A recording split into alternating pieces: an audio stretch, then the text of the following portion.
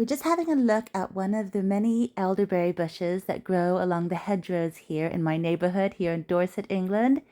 They grow wild, and so I tend to come out and pick them at this time of year.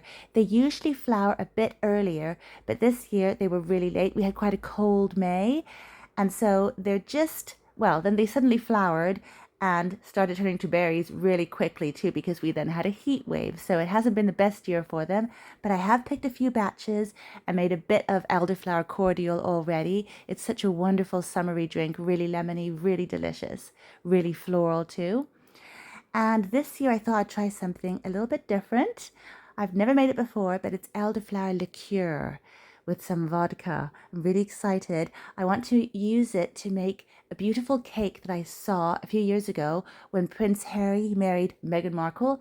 They had an elderflower and lemon cake, so it sounds good. I've got a few picked here, brought them home. I'm going to give them a little rinse and get going. Lemon goes so well with elderflower, and I have been using my lemons from my little lemon tree when making elderflower cordial. So let's just try to get the smallest one because I don't need a whole lot of lemon. I'll just take this one down here. I just need the lemon zest.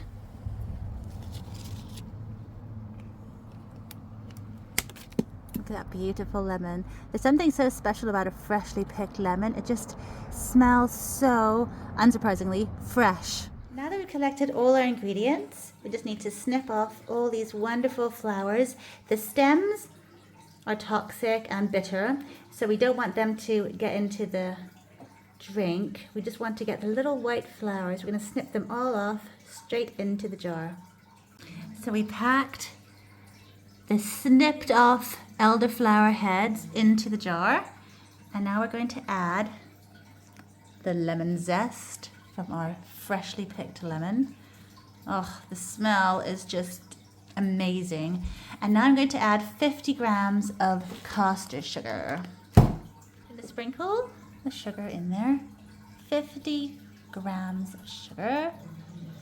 And all we need now is the vodka.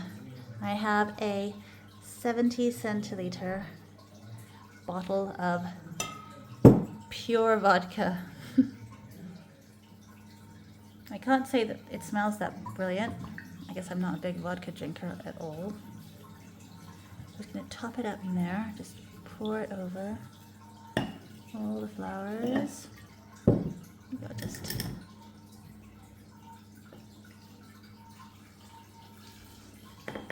So, as we can see, I have too much in there. Let me just see what I can do. Stirring it around sort of brought the quantity. Look, it's actually perfect now because it's really covering the flowers and the lemons. Doesn't it look beautiful? That's so gorgeous. I just need to give it a good shake now. I'll close it up and shake it because I want to dissolve all the sugar. So now that the sugar is pretty much dissolved, I'm going to close this up and put it somewhere cool and dark for 6 weeks. I'll come in and shake it every day just to make sure everything stays under that liquid.